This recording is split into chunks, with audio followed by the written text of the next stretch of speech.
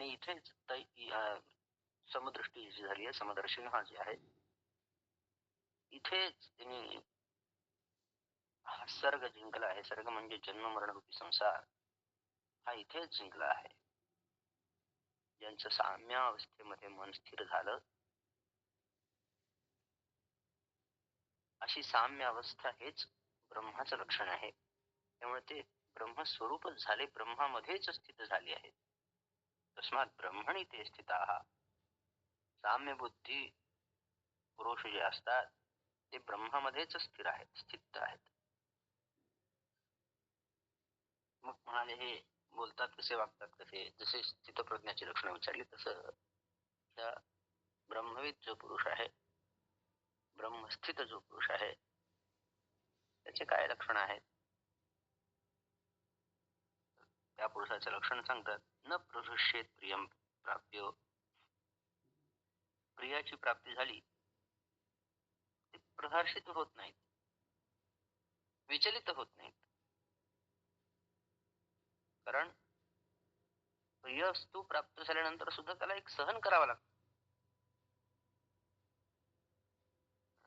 जसं दुःख सहन करावं लागतं तसं सुख सुद्धा सहन करावं लागतं. आपण सुरुवातीला दुसऱ्या अध्यायात विचार करताना केला विचार की सुखात सुद्धा घसरून पडायला होतच. दुःखात जर आपटून पडत असेल तर सुखात घसरून पडू शकतो. सुखामध्ये सुद्धा आत्मस्थिती डोलायमान होऊन जाते. आपण आत्मस्वरूप आहो हे विसरलं जात. अहम आत्मा हे कधीच विसरू नये, कधीच विसरायचं नाही. आपल्याला कधीच आठवणच येत नाही आपण आत्मा आहो याची. आपल्याला तर क्षणाक्षणाला ह्याचीच जाणीव असते की आपण देह आहो. म्हणूनच या देहाला धरून असलेल्या सगळ्या ज्या गोष्टी आहेत, मग संबंध असतील, दुःखाधिक असतील, त्या सगळ्यांमध्येच आपण फिरत असतो. जिथे राहायचं तिथे कधीच राहतच नाही. एखाद्याला जसं एक सुंदर घर असावं मोठं बांधून ठेवलेलं, पण त्या घरात तो माणूस कधी राहावाच नाही. तो सतत इकडे तिकडे तिकडे इकडेच फिरत राहा. त्या घराचा उपयोग तरी काय? तसं आपल्याला आपल्या स्वरूपामध्ये राहायचंच माहित नाही, राहायचं माहितच नाही. म्हणून हा स्वरूप सोडूनच दुसरीकडे भटकतो.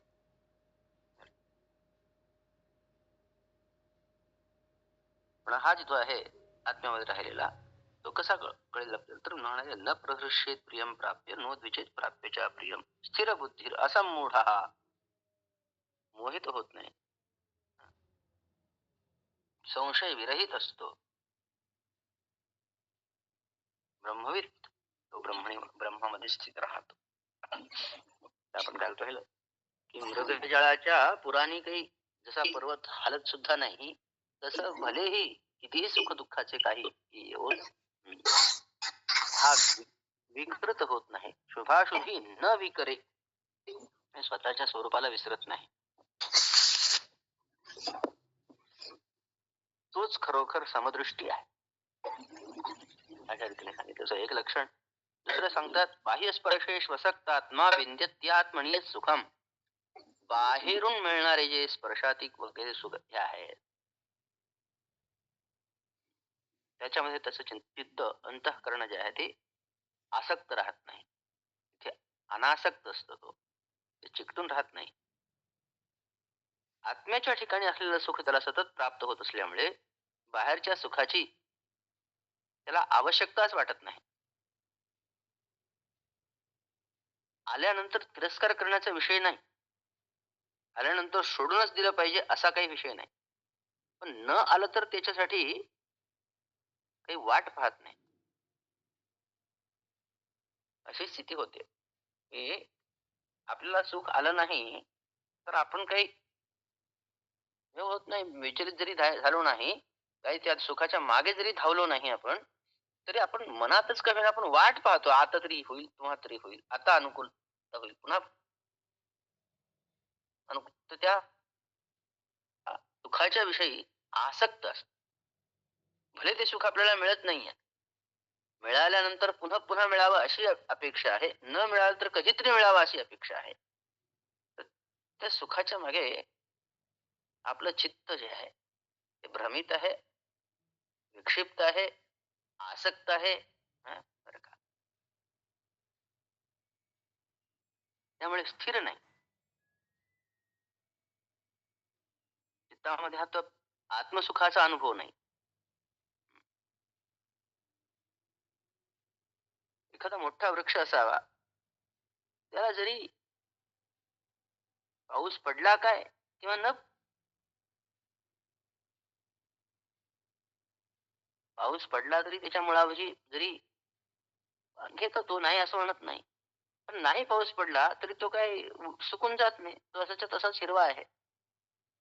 वर्षानुवर्षे पाऊस पडला नाही, समजा वर्षभर 2 वर्ष जरी पाऊस पडला नाही, तरी काही होत नाही. आता भयंकर प्रलयाची परिस्थिती असताना ती भाग वेगळा. शेवटी हे उदाहरण आहे.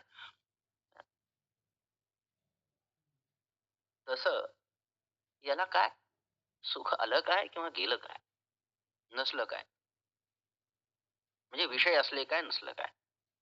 त्या सुखामध्ये काही त्याच्या फरक होत नाही. कारण तो विंध्यत्य आत्मनि यत् सुखम आत्मन्येवात्मना तुष्टः, जसं स्थितप्रज्ञ सांगितलं तेच पुन्हा ते सांगतात. आत्मन्येवात्मना तुष्टः स्थितप्रज्ञस्तुच्यते. इथं विंध्यत्यात्मनि यत् सुखम असं बाह्य स्पर्शेषु असक्त आत्मा विंध्यत्यात्मनि यत् सुखम स ब्रह्मयोगयुक्तात्मा सुखम अक्षयमश्नुते. अक्षय सुखाचा अनुभव करतो. अश्नुते म्हणजे खातो, भोगतो. अक्षय सुखाचा तो भोग भोगत असतो. निरंतर अशा सुखाचा तो अनुभव घेत असतो. निरंतर अशा सुखाचा तो अनुभव घेतो. त्यात काही खंडच पडत नाही.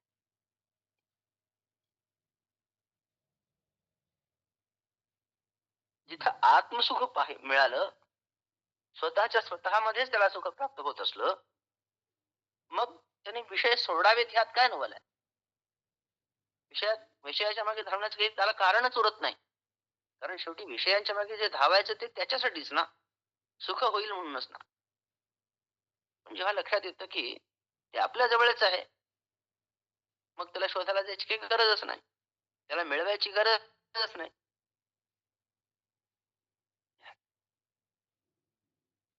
हे हरवलेलंच नाही मुळी. फक्त विसरलं आहे. एखादी गोष्ट आपण घरामध्ये विसरून जातो. ते शोधाशोध खूप करतो. मग वेदांतामध्ये एक प्रसिद्ध उदाहरण सगळ्यांना सांगितलं जातं. एक स्त्री आपलं स्नानाला म्हणा किंवा हात पाय धुण्यासाठी म्हणून म्हणा गेली आणि तेव्हा ते आता हात तोंडावरनं हात फिरवावा लागतो म्हणून नाकामध्ये घातलेली जी नथ होती, ती तिने काढली आणि ते मंगळसूत्रामध्ये गुंफून ठेवली. आणि नंतर आल्यानंतर पुन्हा मग काय जे काही शृंगार करताना तिच्या लक्षात, अरे नथ कुठे ठेवली, नथ कुठे ठेवली, शोधते इकडे तिकडे तिकडे तिकडे इकडे शोधते, खूप शोधत सापडत नाही. घाबरून गेली, माझी नथ कुठे गेली, माझी नथ कुठे गेली, ह्याला विचार त्याला विचार.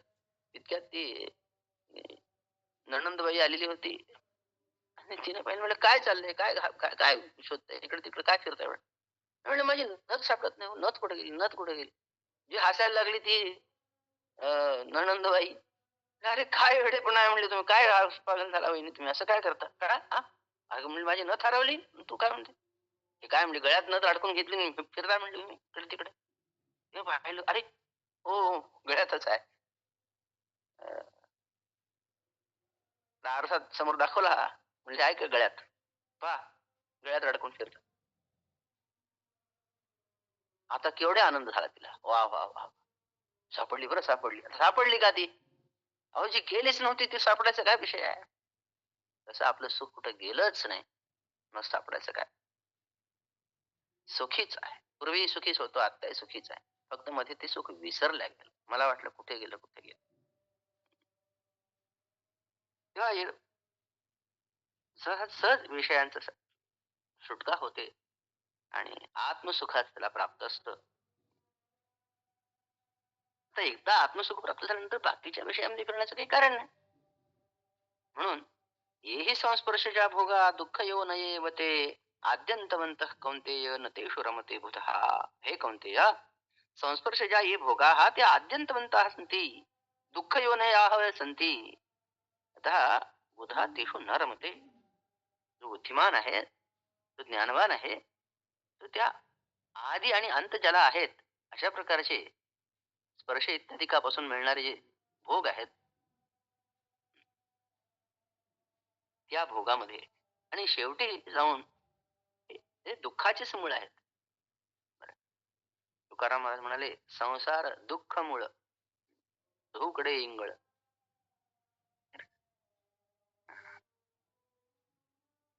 एक उदाहरण देतात त्या माणूस कसा त्या सुखाला लालसावतो, ते कशा परिस्थितीत तो असतो. एक अशी स्थिती आहे, अशी परिस्थिती दाखवली की एक मनुष्य कुठं एका वृक्षावर चढला ते घेण्यासाठी आणि तिथे गेल्यानंतर त्याला लक्षात आलं की ते साप येतो एक. घाबरल्यामुळे त्याने आपली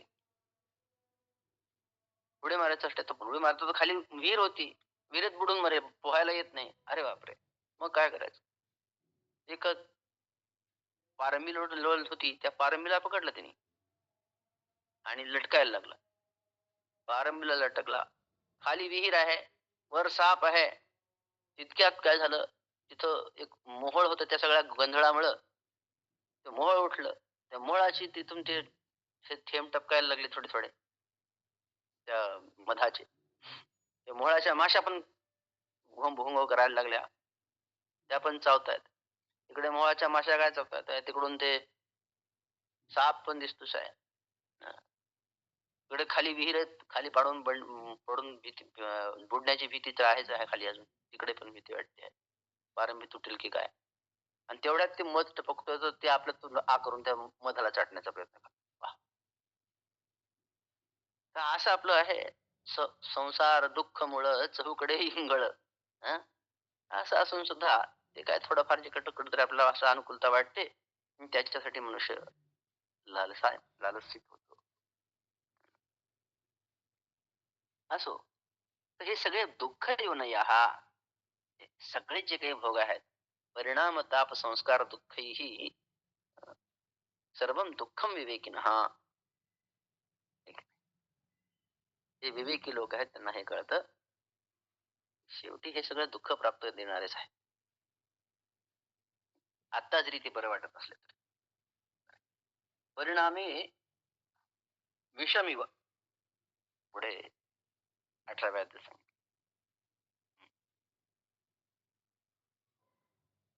विषयेंद्रिय संयोगात, विषयाच्या इंद्रियाच्या संयोगाने होणारं अशा प्रकारचे हे जे सुख आहे, सुरुवातीला जरी फार छान वाटलं तरी ते परिणामी विषमी, परिणाम त्याचा विषासारखाच होतो.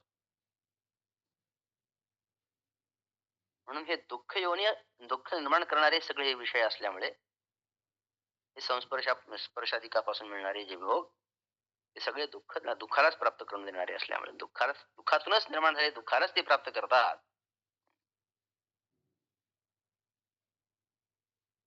आद्यंतवंत ते निर्माण झाले आहेत म्हणजे नष्टही होणारे आहेत. म्हणून आद्यंतवंत असे जे असणारे भोग, त्यामध्ये हे पार्थ, हे कौंतेय, बुद्धिमान जो आहे तो रमत नाही त्याच्यात. तर इथे हे पण महत्वाचं, जसं मी तिथे हे सांगितलं, न तू समवर्ती न न समदर्शीन न तू समवर्तीन. तिथे सांगितलं, जो सगळीकडे समान दर्शन करतो, समान वर्तन करत नाही, पण व्यवहाराला धरून व्यवहाराप्रमाणेच वागायचं असतं. खेळात खेळाप्रमाणेच खेळायचं असतं. खेळ खोटा आहे म्हणून खोटं खेळायचं नसतं, खरंच खेळायचं असतं. बरं का? खोटं खेळायला लागतील तर त्या खेळाचा आनंदच निघून जाईल, खेळाचा उद्देशच संपून जाईल. तो लोकावत लीला कैवल्यम, जसे हे सगळं जग जे आहे भगवंताची लीला आहे, त्या भगवंताच्या लीलेमध्ये आपला एक सहभाग आहे. त्या सहभागाप्रमाणे खेळायचं राहायचं असतं. तसं तिथे समवर्तीन नाही तर समदर्शीन. तसं इथे सुद्धा एक सांगितलं आहे, पहा लक्षात घ्या. आद्यंतवंत कौंतेय न तेषु रमते बुधः, रमते पद महत्वाचं आहे. न तेषु रमते, त्यात ते रमत नाहीत, त्यात ते गमत नाहीत असं नाही, त्यात ते जातच नाहीत असं नाही, पण ते रमत नाहीत म्हणजे स्वतःला विसरत नाहीत कधीच.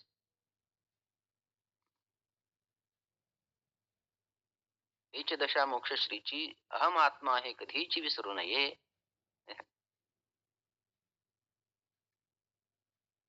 ते विसरत नाहीत, त्यात रममाण होत नाहीत. एखादा मनुष्य, एक मुलगा असतो छोटासा, आणि त्याला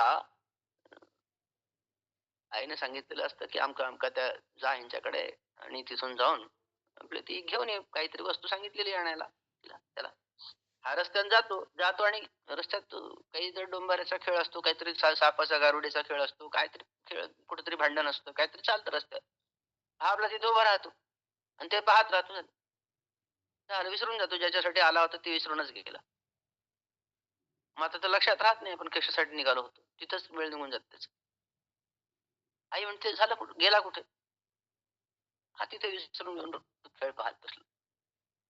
तसं आपण निघतो खरं, भगवंतांनी आपल्याला पाठवलेलं असतं, या जगात जा, थोडं हिंडून फिरून पाहून करून खेळून तुला जी काही भूमिका दिली ती वठवून निवांत, आणि मग सगळं परत ये. आपण येतो खरे, पण जायचंच विसरून जातो. परत जायचं आहे हेच विसरून जातो. आपल्याला वाटतं की इथंच आता खेळायसाठी आपण आलो, इथंच खेळायचं आहे, आणि इथंच खेळत राहतो खेळत राहतो. त्या भागवतामध्ये त्याचं वर्णन आलंय. पंचम स्कंदामध्ये रूपक नारदांनी सांगितलेलं सगळं त्या राजाला, आमच्या कोण बरं तो प्रियव्रताचा, तर त्याला सांगितलं पुरंजनाचं जे उपाख्यान आहे सगळं त्यांच्यासाठी झालेलं. कसा विसरून जातो जीव, ज्या कामासाठी आलेलं ते विसरून कसा खेळत राहतो, आणि मग तो दुःख दुःखाच्या त्या सगळ्या ह्याच्यामध्ये लपेटून जातो, आणि स्वतःच आत्मबुद्धी विसरून देहबुद्धीला पकडून कसा तो दुःखी होतो. मग त्याला तो पुन्हा त्याचा सखा अविज्ञात तो पुन्हा त्याला जागृत करतो आणि म्हणतो की हे सखे, अरे तू आणि मी सारखे आहोत, समान वृक्षम परिशस्व जाती वगैरे आहे. तो आत्मा जो असतो, हे परमात्मा जो आहे, तो ह्या जीवात्म्याला मग जागा करतो वगैरे सगळं असं. तर इथे सांगितलं नतेषु रमते बुधः, त्यात रममाण होत नाही म्हणजे विसरून जात नाही.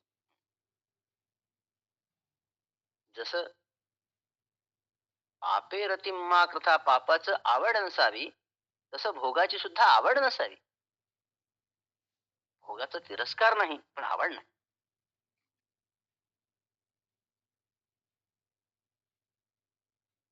त्यामुळे त्या विषयाच्या सुखाने हा फसत नाही. नतेषु रमते बुधा,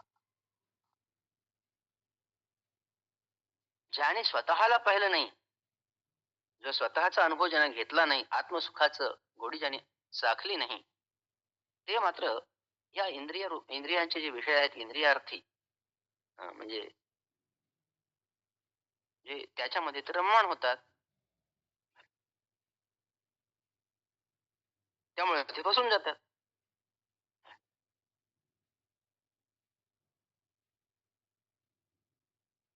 आणि जसं का म्हणाले, रंक का आळू कैले तुषा ते सेवी. आता ज्याला खरं अन्नच माहित नाही, तो आपला कोंडा खातो. हे बैल वगैरे सगळे कोंडा खाऊन खुश असतात की नाही, त्याला भात काही माहित नाही बिचाराला.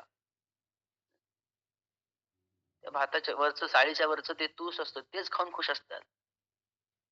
तसं ज्यांनी आत्मसुख पाहिलं नाही, मधलं सुख घेतलंच नाही, त्याने आपल्या ह्या वरच्या सुखामध्ये प्रमाण होतात आणि फसून जातात. त्यालाच खरं समजतं. जसं तहानेने व्याकुळ झालेलं हरिण त्या मृग धावतं, त्या ध्यासानं पळत राहतं, तसं इथे भासमान होणाऱ्या सुखाच्या मागे हा धावत जातो. त्याला स्वतःला ओळखलं नाही, स्वतःला पाहिलं नाही. एका पंचानना देखील नाही रे बाप, तव वरी रे तव वरी जंबूक, जंबूक करी गर्जना, जो त्या पंचानना देखील नाही रे बाप. त्या आत्मसुखाची सिंहगर्जना जोपर्यंत ऐकली नाही तोपर्यंत तो आपलं त्या कोल्यालाच मोठा शूर समजत असतो. आत्मसुखाची गर्जनाच काही वेगळी आहे. दादा म्हणाले तुकाराम महाराजांना एक दिवशी ऊसाची मुळी कोणीतरी दिली आणून. ऊस घेऊन निघाले होते, पण रस्त्यामध्ये तुकाराम महाराजांना लहान लहान मुलं दिसली भेटली आणि त्याने ऊस मागितला. एक एक एक काढून देत गेले. शेवटी सगळेच ऊस संपत आले. घरापर्यंत येईपर्यंत एकच राहिला. आता हे रस्त्यानं ते देत येत असताना त्यांच्या बायकोने पाहिलं, कधी नाही ते आज काहीतरी बरं झालं होतं, ऊस तरी खायला मिळतील. हे म्हणले सगळे ऊसही देऊन टाकले मी. आता आपल्याला काही खरं वाटत नाही. दादा म्हणाले मलाही खरं वाटत नाही म्हणाले, पण कथा सांगतात की ती बायको रागावली, एवढी रागावली की तो ऊसच दणकन मारला तिने. हे घे म्हणून त्याला ऊस दिला तिने आणून. या ऊसाने मारलं. मारल्यावर त्या ऊसाचे तुकडे झाले 2. म्हणतात काय तुकाराम महाराज, वा वा वा. म्हणजे मला माहितच होतं तू एकटी खाणारच नाहीस, 2 तुकडे करशीलच करशील. मला एक तुला एक म्हणा. आता दादा म्हणतात की यांना दुखी करावं तरी कसं. दुखी व्हायचं माहित नाही त्यांना. आत्मसुखामध्ये आहे त्यामुळे त्यांना दुःखी नाही. आमच्या एकनाथ महाराजांना शांती ब्रह्म त्यांना कोण विचलित करू शकतो. कुठल्याही दुःखाने किंवा सुखाने विचलित होत नाही.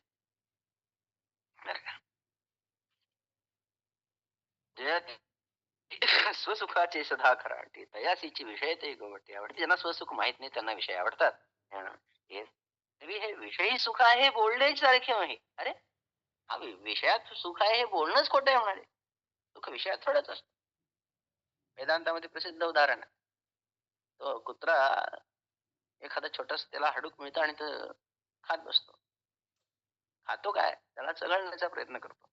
चघळतोच म्हणजे काय, तर ते हाडूक त्याच्या टाळूला लागतं, खरचटतं चांगलंच. आणि मग त्यातनं टाळूतनं त्याला रक्त येतं. आता ते रक्त यायला लागली तर तो रक्त असतं ते पितो, आपलंच रक्त पितो आणि त्या हाडातूनच आपल्याला तर काहीतरी रस मिळतोय असं त्याला वाटतं आणि ते हे करत राहत. म्हणाले हे विषय जे आहेत त्या विषयाने काय होत नसतं, विषयात सुख मुळीच नसतं.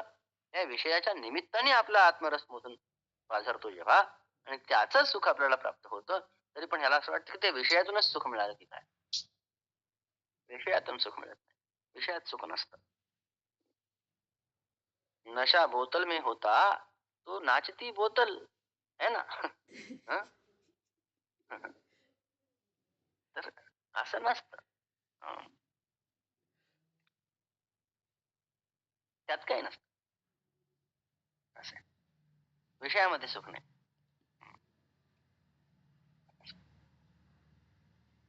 सौंदर्य ना हे दृष्टीमध्ये असतं. सौंदर्य वस्तूमध्ये थोडंच असतं. एखाद्याला ती वस्तू सुंदर दिसते, एखाद्याला ती सुंदर कळत नाही. ज्याच्याजवळ सौंदर्य दृष्टी आहे त्याला ते सुंदर दिसते.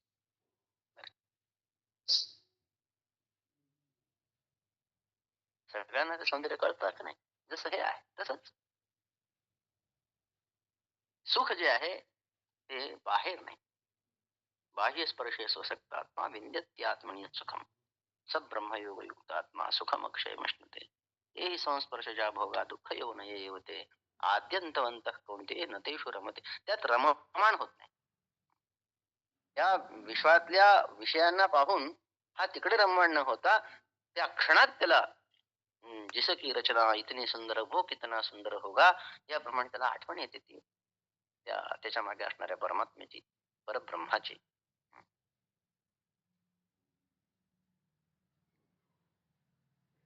एखादी सुंदर वस्तू पाहिल्यानंतर त्याच्या मागचा जो कलाकार आठवावा तसं त्याला कलाकार आठवतो. म्हणून हे विषय सुखाचे विचार करणारे जे आहेत ते म्हणाले सगळं नुसतं व्यर्थच बोलणं आहे त्यांचं.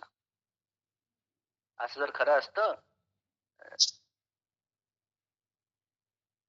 विद्युत स्फुरणाने जर आपल्याला प्रकाश मिळाला असता तर म्हणाले काही गरजच नव्हती दिवे वगैरे लावण्याची. किंवा आकाशातल्या मेघांच्या छान त्याच्या सावलीनं जर आपल्याला सुख झालं असतं तर 3-3 मजली घरं बांधायची काही गरजच नव्हती म्हणले. क्षणिक असतं ते. विजेचा प्रकाश, त्याचप्रमाणे ढगांची सावली, हे सगळं क्षणिक आहे. तर त्या विषयांचं सुख सुद्धा क्षणिक असतं. आपल्याला असं वाटतं की हे काय अनुभवाच्या विपरीत तुमचं हे चर्चा आहे. अहो, आम्हाला विषयात सुख मिळतं ना, तुम्ही काय सांगता? विषयाचं सुख असं असतं, परिणाम ताप संस्कार दुःख ही सगळ्यांनी वेढलेलं असतं ते. ते अवीट नाही, लक्षात घ्या. जसं उदाहरण दिलं की आपल्याला खूप आवडणारे, समजा गुलाबजामुन खूप आवडतात म्हणून आपण गुलाबजामुन खातो. कितीतरी आनंद येतो, सुख वाटतं. 1 खातो, 2 खातो, 4 खातो, 10 खातो, 12 खातो. आता 13वा जर वाढला तर काय होईल? आता नको. नको नाही, खा. तुझ्यासाठीच केलेलं आहे. आता ते त्याला सुख वाटतं की दुःख वाटतं? आता त्याला ती शिक्षा होते. आता दुःख होतं. असं आहे ते. विषय सुखी असंच असतं. कुठल्याही सुखाचा असं घ्या तुम्ही. फक्त एकच ते आहे. विद्याभ्यासा व्यसनम अथवा हरिपाद सेवनम व्यसनम. हे हरिपाद सेवेचे व्यसन किंवा विद्याभ्यासाचे व्यसन जे आहे ते मात्र त्यात त्यात गोडी तिची अवीट असते. कमी होत नाही, पुरेसे वाटत नाही. असो, बाकीचे हे सगळे विषय आहेत असे आहेत. म्हणाले मंगळ ग्रहाला मंगळ नाव देतात, फक्त तो तो मंगळ थोडाच आहे म्हणजे तो तर अमंगळच असतो, नाही का? किंवा एखाद्या मूषक आणि उंदरानं साप असा फणा काढून बसला आहे आणि त्याच्या सावलीत उंदीर थांबला, त्याला जर ती सावली छान वाटत असली तर काय मूर्खपणा आहे? त्याला कशी ती सावली गोड होईल? असे अनेक अनेक उदाहरण माऊलींनी इथे दिले आहेत. तर माशाला जसं तो आमिष दिलेलं असतं, ते आमिष सुखकारक नसतं माशाला, आणि ते दुःखकारक होतं. त्याचप्रमाणे म्हणून विषयभोगी जे सुख ते साध्यंतचे जाण दुःख. सुरुवातीपासून ते शेवटपर्यंत दुःखच दुःख आहे, त्याच्यात दुसरं काहीच नाही म्हणाले. सुखाचा फक्त तिथे भास आहे, प्रत्यक्षात सुख तिथे नाही. पण मूर्ख लोक असे असतात म्हणाले की ते त्याच्यात रममाण, शहाणे मात्र त्यात रममाण होत.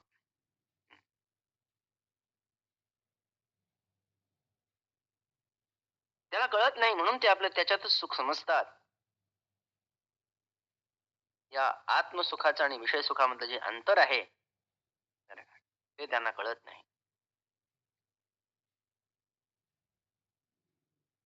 फार अंतर आहे. ते शाश्वत आहे, शाश्वत आहे. ते परिणाम हे दुःखकारक आहे, हे साध्यंत सुखकारकच आहे. असे खूप म्हणजे जमीन आसमानचं अंतर आहे त्या दोन्हीमध्ये. बिंबात आणि प्रतिबिंबात अंतर आहे की नाही? अंतर आहे. क्षितिजामध्ये आपण म्हणतो की जमीन आणि आकाश एक झालं. तिथे जमीन आणि आकाश थोडं एक थोडंच होतं, तो भास असतो एक आहे. जमीन आणि आकाशामध्ये अंतर असतच असत. तर अंतर ते अंतर ज्यांना कळत नाही त्यांना वाटलं की ते तिथेच सुख आहे आणि म्हणून ते सुख भोगत असतात. सांगे पूय पंक्तीचे किडे काय चिळसी घेती. त्यांना कधी किळस येत नाही म्हणाले. जे खाणीमध्ये असणारे जे किडे असतात, शेणामध्ये किडे असतात, कुवामध्ये जे किडे असतात म्हणजे जखमेमध्ये वगैरे, तर त्यांना तिथेच सुख वाटतं. तसं विषयांमध्ये जे मिळणारं सुख आहे ते अशाच प्रकारचं सुख आहे. त्यांना तेच सुख वाटतं. वेदांतामध्ये एक उदाहरण सांगितले. एक गुरुजी होते, त्यांना उत्तम साधना वगैरे सगळं होती. पण काही असेल घडलं, असं काही विशिष्ट काही घडलं होतं त्यातून की त्यांना पुढचा जन्म एक डुकराचा मिळणार. हे त्यांना कळालं की आपल्याला पुढचा जन्म डुकराचा मिळणार आहे. अरे अरे, फार घाण, फार वाईट आहे. मग त्यांनी आपल्या शिष्याला सांगितलं, हे बघा म्हणाले, मला पुढचा जन्म असा मिळणार आहे, डुकराचा. मग काय, तुम्ही असं करायचं म्हणले, मी अमक्या अमक्या ठिकाणी अमक्या अमक्या नालीच्या ठिकाणी तिथं असं जन्मेन मी माझ्या डोक्यावर अशा प्रकारचे जे हे असेल, खून असेल पांढरा वगैरे काहीतरी असेल, असं सगळं सांगितलं. ते मी जन्मलो, की लगेच मला तिथे मारून टाका. म्हणजे मला त्या जन्मातून मी मुक्त होऊन जाईल आणि संपलं म्हणले मग माझं. तर शिष्याने आपल्या बरोबर सांगितलेल्या दिवशी सांगितलेल्या स्थळी जाऊन पाहिलं. हां, बरोबर. ते बघ पिल्लू जन्मलेलं. म्हणले जन्मल्याबरोबर त्याला मारून टाकूया. म्हणून दगड घेऊन मारल्याबरोबर निघाल्याबरोबर ते बोलायला लागले मनुष्यवाणीने. "अरे, अरे," म्हणले, "थोडं थांब. एवढं नाही का आत मार म्हणून सांगितलं खरं, पण आत्ताच नको मारू," म्हणले. "आत्ताच तर जन्मलोय मी. आता तर थोडं आईचं दूध पिईन वगैरे असं. थोडं होते काय त्याच्यात काय. त्यात काही फार काही हे नाही. थोडं मोठं होतं. मग नंतर मारून टाक. मी घाणीत लोळायला वगैरे जाईन ना जेव्हा, तेव्हा मारून टाक." ठीक आहे. तो निघून गेला. थोडे मोठे झाले. मोठा झाला ते घाणीत लोळायला लागले. तेव्हा आला मारायला. "नाही, नाही, नाही, नको मारूस," म्हणले. "थोडं आता म्हणजे सगळ्या माझ्या मित्रांबरोबर खेळायचं थोडं बरं वाटतंय मला. खेळतोय. नंतर मार, थोडा मोठा झाल्यानंतर." "कसले काय महाराज? हा जातो ते म्हणतात, की आता राहू दे. बरं आहे आता मला इथं बरं वाटतं. हेच बरं वाटतं." हां. तर त्यामध्ये रममाण होऊन जातं. ते विषय करदमीचे तरदूर, जे भोगजळीचे जळचर सांडिती केली. हं, तया दुखिया दुःखची जिव्हार. त्याचाच मोठा आवड लागतो. विषयरूपी चिखलामध्ये राहणारे बेडूक होऊन बसतात जणू. बरं का. ते विषय भोगाचा त्याग करत नाहीत. जे शहाणे आहेत, आद्यंतवंत कौंतेय न तेषु रमते बुधा. जे शहाणे आहेत त्यात रममाण होत नाहीत. बरं. सगळ्या दुःखयोनी आहेत. निरर्थक नाहीत. दुःखयोनी आणि दुःखयोनी जे आहात त्या निरर्थका तरी नव्हती. जरी विषयावरी विरक्ती जरी ती जेव्हा म्हणजे सगळेच्या सगळे मग असं का करतात? त्याच्यासाठीच आहे. भगवंताचा सगळा हा तो खेळ आहे. अरे ते निर्माण जर केले आहेत योनी, तर त्यातही कोणीतरी गेलंच पाहिजे की नाही? गेलंच पाहिजे. खेळ तर चालूच राहायला पाहिजे. म्हणून तिकडे जातात. तिथेच सुख भोगत राहतात. सगळेच जर विषय विरक्त व्हायला लागले, तर हे चालायचं कसं? बरं का? चालत नाही. लोक म्हणतात, की विरक्ती करून कसं काय व्हायचं? हां? तुम्ही जर असं नाकारलं विषयांना आणि तुम्ही सगळं संसाराला नाकारलं, तर मग ही सगळा संसार चालायचा कसा? अरे मग खरंच आहे ना. सगळेजण थोडेच नाकारतात. सगळेजण थोडेच त्या कळल्यामुळे लगेच वळतं सगळ्यांना. कळलं म्हणून काय झालं? वळत नाही.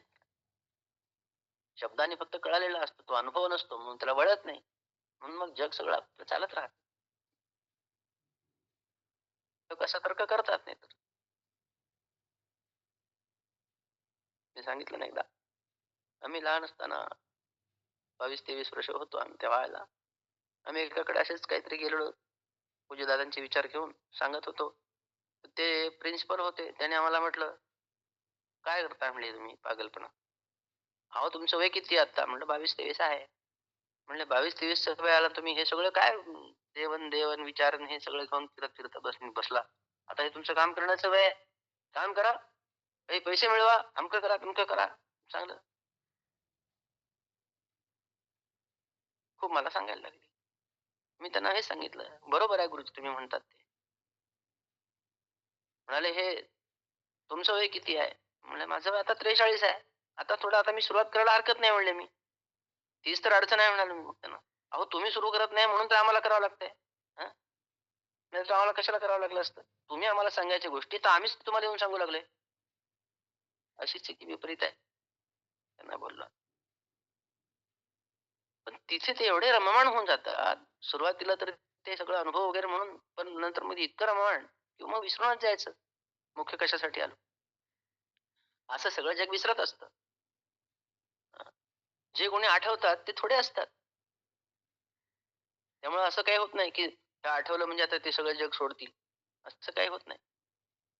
त्यामुळे जग सगळं चालत राहतं. तसं इथे सांगतात अ, "हा संसारू शब्द नव्हे लटका काही मग संसार सगळा खोटा ठरणार नाही का?"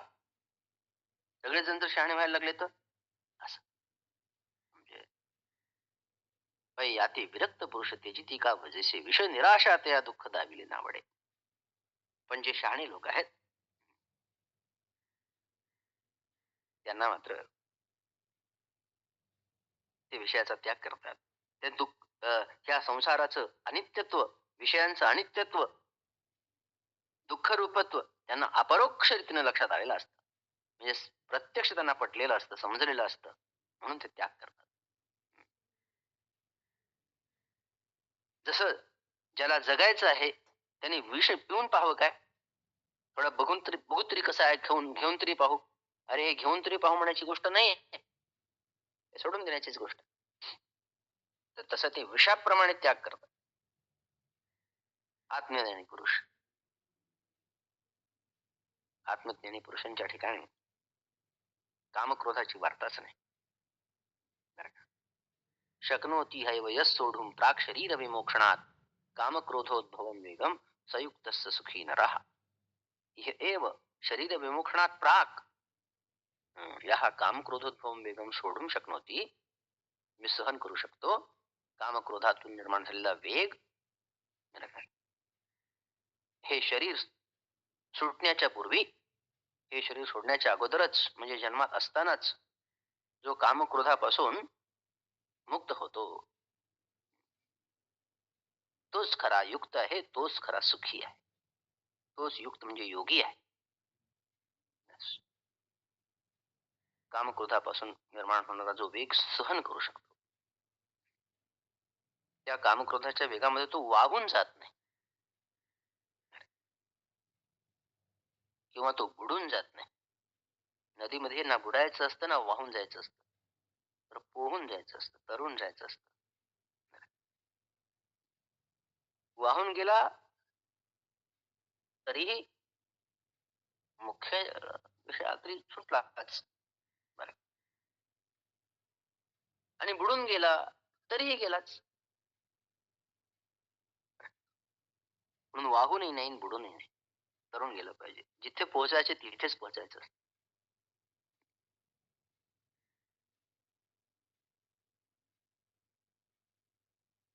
ज्याला वेगळे पण दुसरं भेद निघून गेला त्याला काम आणि क्रोधाचा विषय नाही. जो आत्मसुखाचा अनुभव घेतला त्याला काम क्रोधाचा विषय येत नाही. आत्मज्ञानी पुरुषाच्या ठिकाणी कामक्रोधाची वार्ताच नाही. त्यांनी देहामध्ये असतानाच कामक्रोधांना, त्या विकारांना स्वाधीन केलं. बाह्य विषय भोगाची इच्छाच नाही, जाणीवच नाही, गरजच नाही. अंतःकरणामध्ये आत्मसुख एवढं भरलेलं आहे की वरून आता काहीतरी टाकावं अशी गरजच नाही त्यांना. वरून काही मिळालं पाहिजे अशी इच्छाच नाही.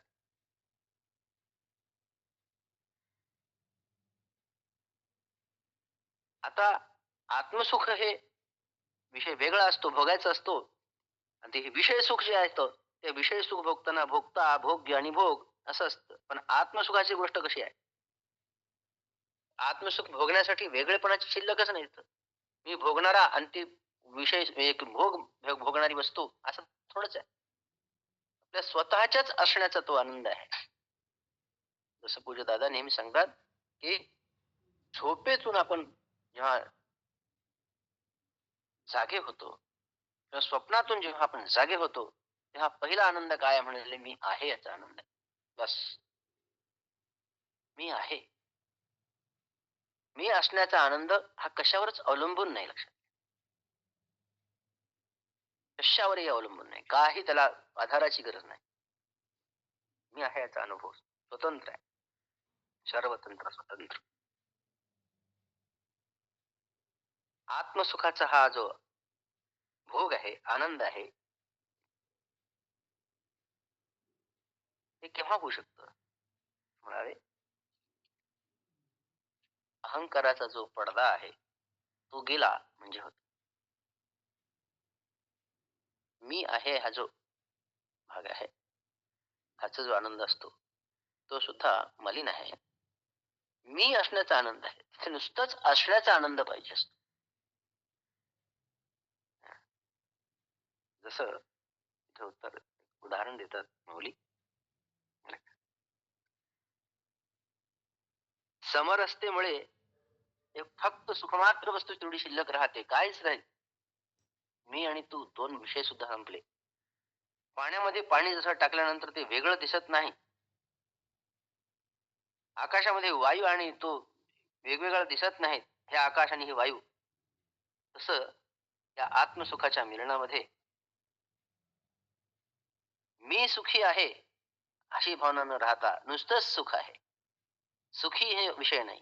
सुखी हा शब्द तिथे येत नाही. सुख हाच एवढंच फक्त शिल्लक राहतं. त्याचं ते स्पंदन शिल्लक राहतं, तिचं ते स्फुरण शिल्लक राहतं फक्त. अशी द्वैताची भाषा जाय मग म्हणून जरी एकच होय, तरी आता आम्ही एक झालो, आत्मा आणि परमात्मा एक झालो असं म्हणण्यासाठी सांगणार आहे कोण? एक झाल्यानं सांगण्यासाठी कोण राहत? जोपर्यंत सांगण्यासाठी शिल्लक राहतं तोपर्यंत एक होत नाही, आणि एक झाल्यानंतर एक झालो हे सांगण्यासाठी कोणी राहत नाही. बरं का? तिथे साक्षी कोणीच नाही. सापेक्षता नाही, निरपेक्ष सुख आहे.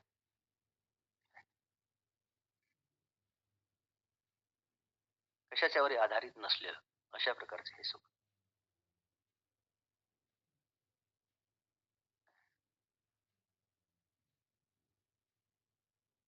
ब्रह्मभूतोऽधिगच्छतु, ब्रह्मभूत होणारा जो असतो ब्रह्मविद, तो ब्रह्मामध्ये स्थिर झालेला जो आहे तो अशा प्रकारचा यो अंतः सुखोंतराराम, आतल्या सुखाचा तो अंतराराम आहे. यो अंतः सुखोंतराराम हे गीतेचे शब्द आहेत. अंतराराम अशा प्रकारचे शब्द तुम्हाला दुसरीकडे कुठे सापडत नाही, हे गीतेमध्ये सापडत. मी काल सांगितलं ना, अपूर्वता काही असते, ही अपूर्वता आहे. योऽन्तः सुखोऽन्तरारामः तथांतर ज्योतिरेवयः सयोगी ब्रह्मनिर्वाणम. ब्रह्मनिर्वाण हा शब्द सुद्धा गीतेचा शब्द आहे. ब्रह्मभूतोऽधिगच्छति.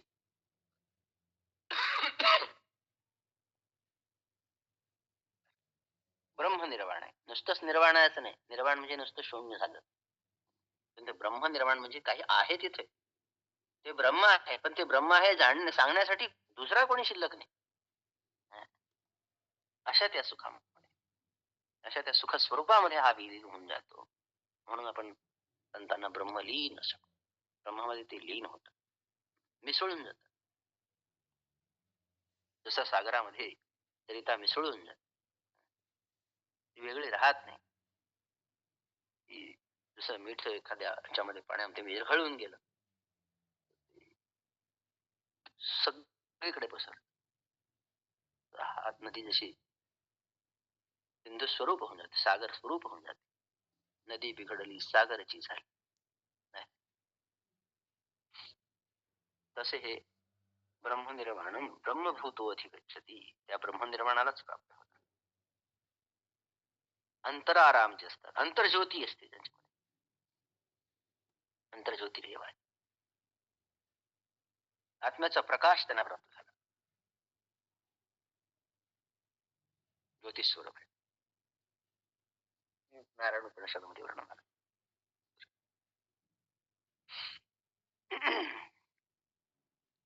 लभन्ते ब्रह्मनिर्वाणम ऋषयः क्षीण कल्मषः, त्यांची कल्मष सगळी नाहीशी होऊन गेली.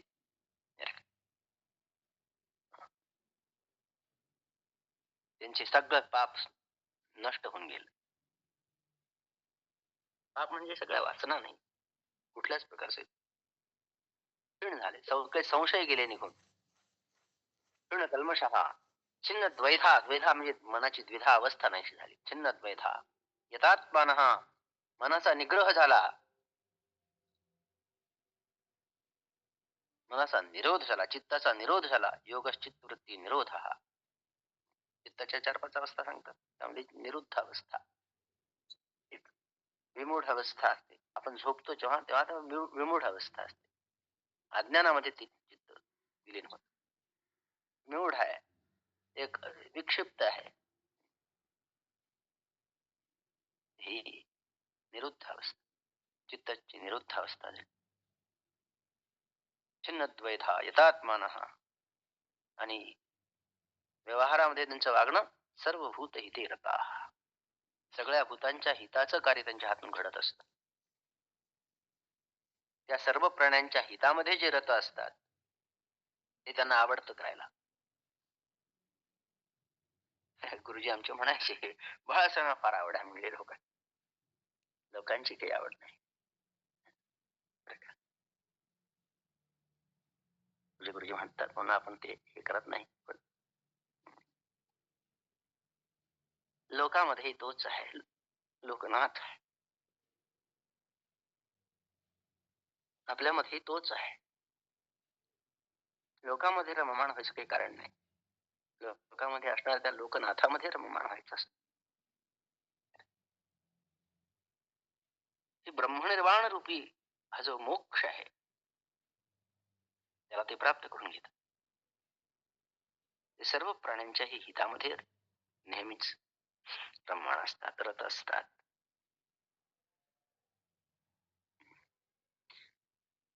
ज्ञानेश्वर महाराज इथं सगळं असं पुढे वर्णन करताय त्या सगळ्या संतांचं, त्या आत्मज्ञानी पुरुषांचं काय वर्णन करतो. आज जरा वेळ जास्त झाला नाही का?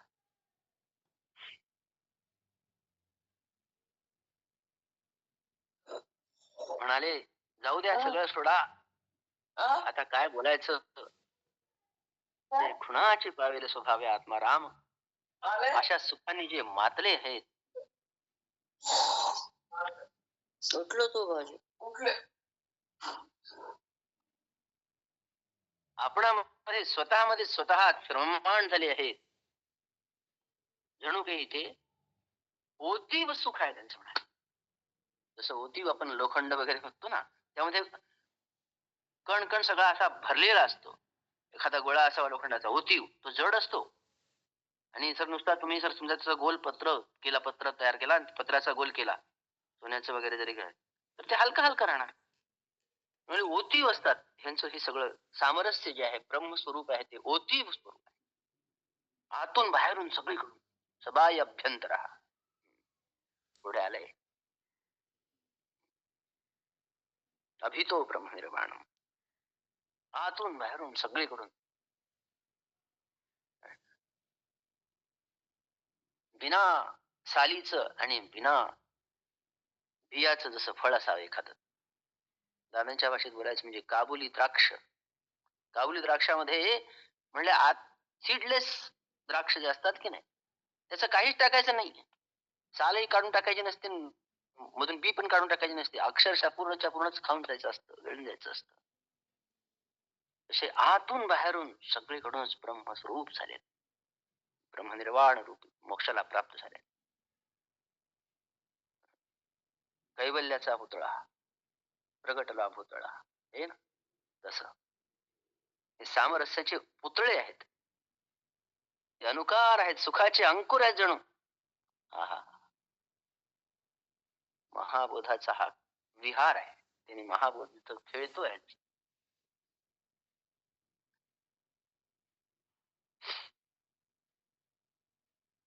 जणू काही ते हवच आहे की काय. विवेकाचे गाव आहे. परब्रह्मात त्यांचा स्वभाव आहे. परब्रह्मीचे स्वभाव. विवेकाने त्याच्या त्या ठिकाणी निवासस्थान घेतलेलं आहे. आत्मानात्म विवेक त्याचं वस्तीस्थान ते आहे. परब्रह्माचं स्वाभाविक अवस्था आहे. किंवा ब्रह्मविद्येने सुशोभित केलेले जणू ते अवयवच आहेत.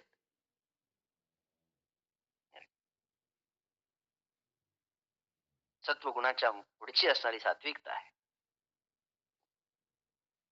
चैतन्याचे अवयव आहे जणू काही. म्हणाले असू देत, आता किती वर्णन करशील, असू दे असू दे. ब्रह्मनिष्ठांच्या ठिकाणी असणारे वर्णन, हे जी लक्षणं आहेत, हे सांगता सांगता ज्ञानेश्वर महाराज अगदी रसाळ त्यांचा सगळा जीवन वर्णनाचा जो ओघ आहे त्या ओघामध्ये वाहत जणू जातात की काय. असं पाहून कथासूत्राचं जणू काही भानच सुटेल की काय असं वाटल्यामुळे सगळ्यांनी असं म्हटलं त्यांना, अरे किती सांगशील, चालेल त्यावर म्हणे आता त्यांचं वर्णन थांबव, आता गीता पुढची सांगणार. सगळ्या साधू संतांच्या हृदयामध्ये असणाऱ्या ह्या मंगलमय ज्ञानाचा अरुणोदय करा, असं असं त्यांचं सद्गुरूंनी त्यांना सुचवलं निवृत्तीदासांनी. आणि मग ज्ञानेश्वर महाराज पुढे सांगतोय, ऐका आता पुढे सांगतो भगवान श्रीकृष्ण काय सांगतात ते सांगतो तुम्हाला. अर्जुना, अनंत सुखाच्या डोही एकच रात्र उचे घेतला जिही, मग स्थिरावनीतेही तेची जाहले वगैरे. मग सांगतात काम क्रोध युक्तानाम यतीनाम यतचेतसाम अभितो ब्रह्मनिर्वाणम सर्वत्र ब्रह्मनिर्वाण. उद्या पाहू, खूप वेळ